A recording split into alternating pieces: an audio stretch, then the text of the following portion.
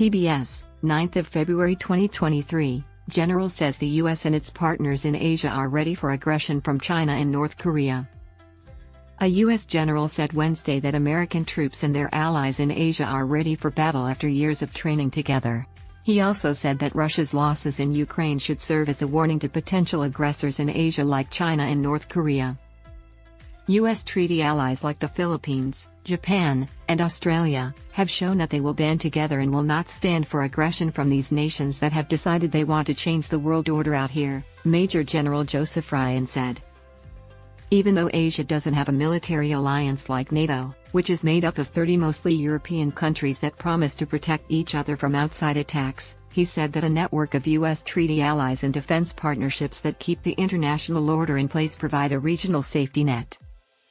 I'm very encouraged by what I see from our allies and partners in this region and how we've come together in response to aggression by the PRC in North Korea to say, we will not let that stand, Ryan told the Associated Press in an interview on Wednesday, using the acronym for China's official name, the People's Republic of China.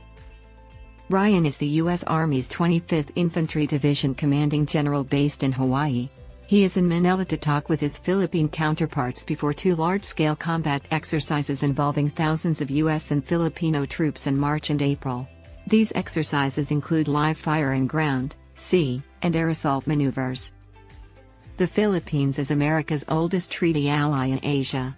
It was home to the largest U.S. naval and air force bases outside the U.S. mainland. Under a 2014 defense pact, the Philippines agreed to let more U.S. forces stay in rotating batches and store weapons and combat equipment in at least 9 Philippine military camps.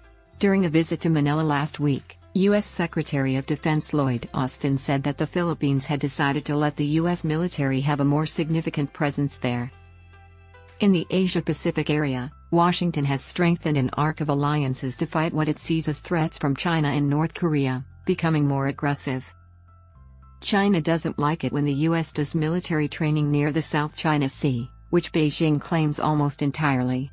China has also accused the U.S. of meddling in Asian disputes and making the area more dangerous by sending warships and jet fighters there often. Recent large-scale exercises between American and Filipino forces took place in coastal provinces of the Philippines close to the disputed South China Sea, where China has been taking more and more decisive actions to back up its territorial claims, and in the northern Luzon region, which is across a narrow sea border from Taiwan. Ryan said he hoped that practicing for battle would make possible aggressors think twice. After 2 years of coronavirus lockdowns, the U.S. and the Philippines have decided to hold about 500 small and large combat exercises in 2023 and increase the number of military drills yearly.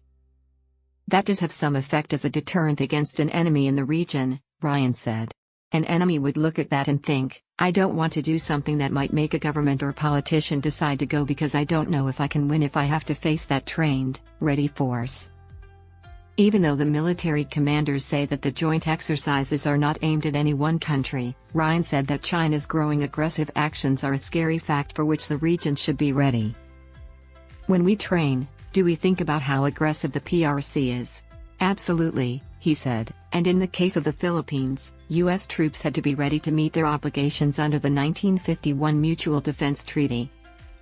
Ryan said, we feel it's our duty to make sure the Philippines can and will keep their sovereignty.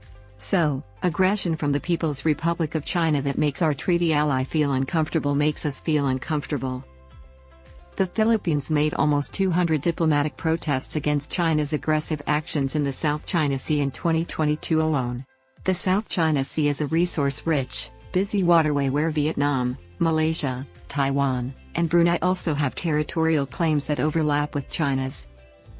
When asked if U.S. troops and their Asian allies were ready to react to a major crisis like Russia's invasion of Ukraine, Ryan said, absolutely.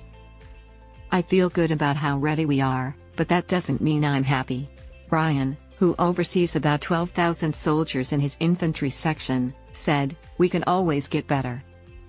He said experts would be flown in from Hawaii to teach American and Filipino Army troops how to survive in the jungle and fight during the Salanib.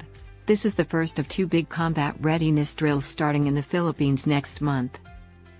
Ryan said that America's enemies should think about political conversation and diplomacy because war is complicated, it's violent, and it can go a lot of different ways. Russia learned that. They keep finding out that. We thought that Russia's army would quickly take over Ukraine. He said, that didn't happen. The will of the Ukrainian people to fight was by far the most important reason, I said. He also said that it was important that the US and NATO had helped train Ukrainian troops and improve their ability to deal with security issues for years before Russia invaded Ukraine in a big way on February 24, 2022. I think our friends in the area value their freedom, independence, and right to be free. And no enemy should be surprised by that, Ryan said.